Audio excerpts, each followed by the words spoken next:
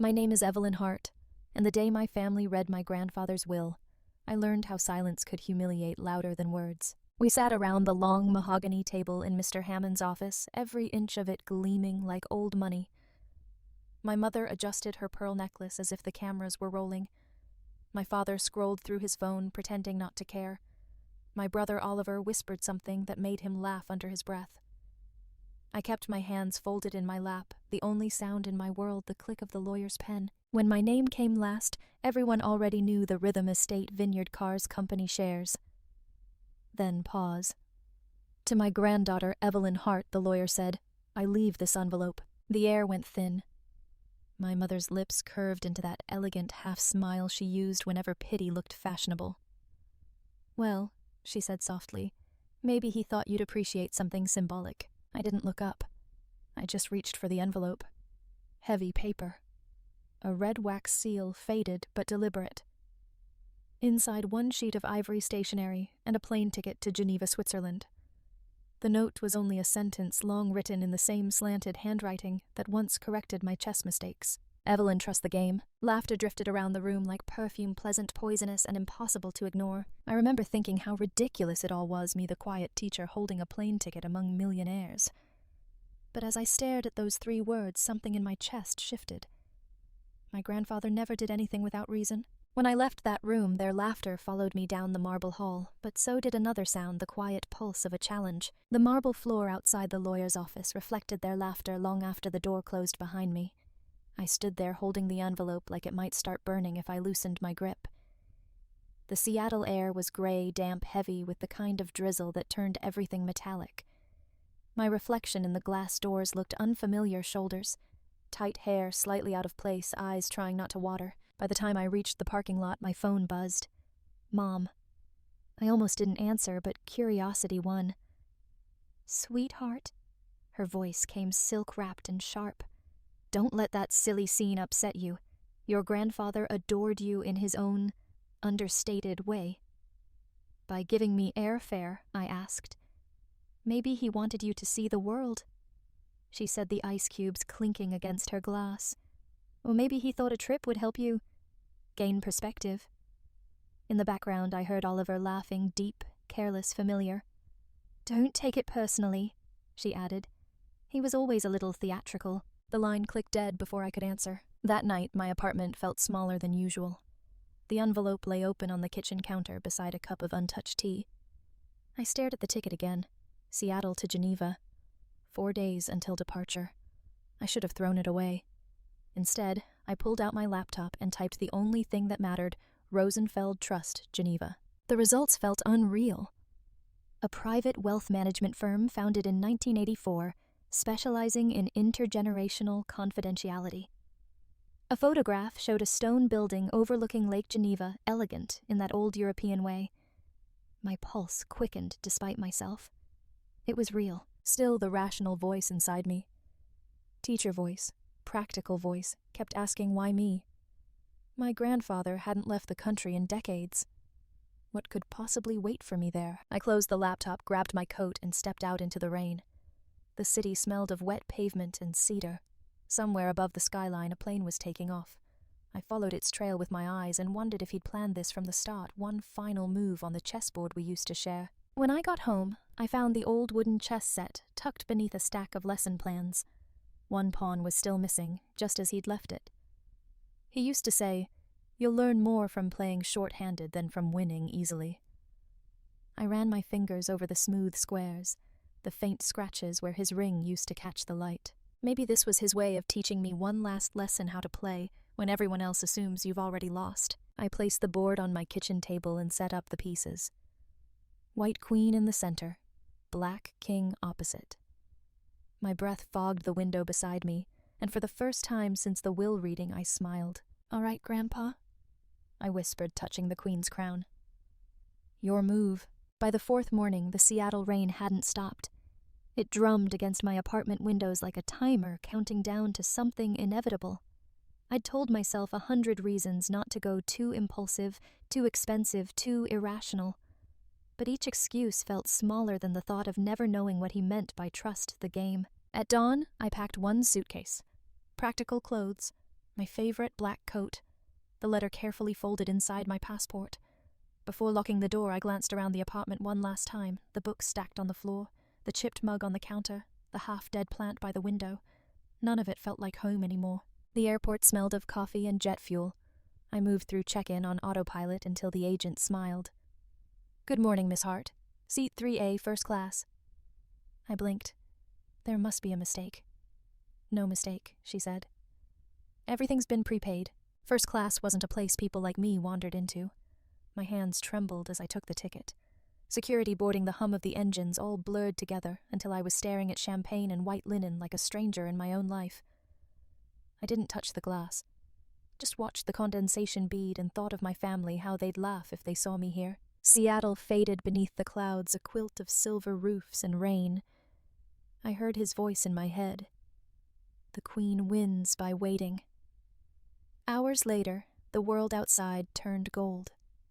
Somewhere over the Atlantic, I reopened the cedar-scented envelope. Trust the game. It read his mix of wisdom and challenge. I must have slept. When I woke, the sun was rising over snow-capped peaks. "Welcome to Zurich," the pilot said. The descent felt unreal, white rooftops, winding roads, Lake Geneva shining faintly below. Customs was quiet, efficient. My passport stamped with a sound that felt final. Then I saw him, a man in a dark suit holding a sign, "Miss Evelyn Hart, Rosenfeld Trust." "Welcome to Switzerland," he said. "We've been expecting you." The words rippled through me like a key turning in a hidden lock. I followed him through glass doors into the pale morning light. The cold stung my cheeks. In the reflection, I saw a woman steady and composed, someone who'd crossed an ocean for the truth. And for the first time since the will reading, I didn't feel invisible. The car smelled faintly of leather and pine. Outside Switzerland unfolded in careful symmetry, mountains like carved marble villages, neat as chess squares. The driver spoke little, only left ahead or almost there. When the iron gates appeared, the air changed. The sign read, "Rosenfeld Estate, Private Access." A man in a dark suit was already waiting. "Miss Hart," he said. "Lucas Brandt, Managing Director of Rosenfeld Trust. It's an honor to finally meet you." Finally, the word stayed with me. Inside, sunlight spilled across marble floors and heavy bookshelves. Above the fireplace hung a portrait. I knew instantly, my grandfather, younger eyes, sharp and kind. "Rosenfeld?" I asked. Lucas nodded. "One of his aliases, for discretion." He set a thick file on the desk. He established this trust 12 years ago, real estate holdings majority shares of Heartline Logistics. He was the sole trustee, until now. My name filled the first page, primary beneficiary, successor trustee. "There must be a mistake," I whispered. "None," Lucas said. "He wanted you to inherit not just assets, but legacy." I looked at the portrait again, his gaze steady. "Why me?" Lucas's voice softened. "He said you understood that power doesn't need noise." Upstairs, his study smelled of cedar and tobacco, the scent of memory. On the desk sat a chessboard mid-game. Beneath it, taped to the underside, an envelope. Inside, contracts, forged signatures, proof my father had drained the company dry. My grandfather hadn't been senile. He'd been betrayed. Lucas appeared quietly. "You found them. He wanted them to think they'd won," I said. "Exactly." "Let them celebrate early," he told me. "It makes the silence more powerful." That night, I read until dawn, documents naming me successor trustee, every piece fitting like the final move in a long game. The last note read, "Don't aim to destroy them, Evelyn. Aim to teach them why they lost." By sunrise, I knew what to do. "Book me a flight to Seattle," I said. Rain greeted me like an old friend. At my parents' mansion, laughter spilled through the windows. Oliver's voice bright with wine. I stepped inside. "Evening, Mom." My father raised a glass. "Here for more drama?" "Not at all." I placed the folder between their champagne flutes. "Business," Oliver sneered. "Since when do you handle business?" "Since the day I inherited it." I opened the folder. Grandfather transferred Heartline Logistics to Rosenfeld Trust 12 years ago. Upon his death, I became majority shareholder. The room froze. "Impossible," my mother whispered. "You can call the lawyers in Geneva," I said. "They're expecting you." My father's voice hardened. You think you can humiliate us? I met his eyes. No, you did that yourselves. I gathered the papers. I'm not here to destroy what's left. I'm here to rebuild it. From now on, you work for me. The silence stretched long and heavy. My mother's voice finally cracked. What have you done?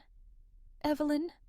I turned calm as the rain behind me. I finally made my move. The next morning, my name appeared on the Heartline Logistics Board roster. Evelyn Hart, majority owner and acting chairwoman. It looked surreal on paper black letters against white, but seeing it didn't make me proud. It just made me quiet. Power, when you finally hold it, doesn't roar. It exhales. The company office sat on the 32nd floor overlooking the harbor. From my new corner window, the cranes looked like chess pieces waiting for orders. The skyline reflected against the glass, gray and restless. I thought of him how he'd built this empire not from wealth, but from precision. Every decision deliberate, every move calculated. The board members were polite that morning, cautious even. Some avoided my eyes, others overcompensated with handshakes. I didn't mind either reaction. By noon the paperwork was done, the transition official. In the afternoon I called my father. He answered on the third ring. Evelyn. His voice was hoarse, unfamiliar. I'm keeping you and Oliver on the executive team, I said. You know the operations better than anyone. But from now on, every contract, every transaction goes through me. There was a long pause. You really think this will make him proud? I don't think, I said quietly. I know. Before he could answer, I ended the call. That night I stayed late at the office. The city outside was soaked in silver light, the rain gentle for once. On my desk lay the last envelope Lucas had given me before I left Geneva. I hadn't opened it yet. My hands trembled slightly as I broke the wax seal. Inside was a short letter, the paper heavy and old-fashioned. My dear Evelyn, if you're reading this, then the game is finished. You've done what even I could not restore honor without hatred. Remember, the Queen's power is never in her rage, but in her restraint. You are the lesson. The tears came slowly, uninvited, cutting through the composure I'd built like armor. I closed my eyes and let them fall. When I finally looked up, the reflection in the glass no longer startled me. I didn't see the quiet teacher or the forgotten heir anymore. I saw someone steady. Someone who'd learned that revenge isn't about taking back what's yours, but about proving you were never small enough to lose it in the first place. I turned off the lights, leaving only the city glow behind me. As the elevator descended, I pressed my palm against the folder one last time. The papers inside weren't just proof of ownership, they were proof of transformation. Outside, the rain had stopped completely. The air smelled of salt and new beginnings. Somewhere in the distance, a ship horn echoed across the harbor, low and resonant like a closing note. I whispered into the quiet, not to anyone alive, but to the man who had taught me how to think 5 moves ahead. Checkmate, Grandpa. A month later, I found myself back in Geneva. The city felt different this time, less foreign, more like a reflection I could finally recognize. The air was sharp, with the scent of snow and espresso, the kind of cold that woke you up from the inside. Lucas met me at the lakeside cafe where this whole story had begun. He looked the same pressed suit, patient smile, but when he spoke there was something softer in his tone. You did what he hoped you would, he said. Not everyone could have. I stirred my coffee, watching the surface swirl. I didn't do it for them, I said. I did it to understand him. He nodded toward the envelope I'd brought with me, the one that had started everything. You could keep it, he offered. A reminder. I shook my head. No, he wouldn't want me clinging to symbols. We walked along the edge of Lake Geneva, the water as calm as glass. The mountains mirrored against it, endless and perfect. For the first time in years, I felt something close to peace. Not triumph, not vindication, just quiet. The kind of quiet that feels earned. At the railing, I took out the letter, the first one, the one that said, "Trust the game." The ink had faded, edges frayed. I let it rest in my palm a moment longer before the wind caught it, lifting it from my fingers and carrying it out over the lake. It hovered, then vanished. Lucas didn't say anything. He didn't need to. I turned to leave, the echo of footsteps following me on the cobblestones. Behind me, the water shimmered beneath the morning sun, and as I walked away, I realized the truth of what he'd taught me. The game was never about winning. It was about becoming the kind of player who no longer needs to.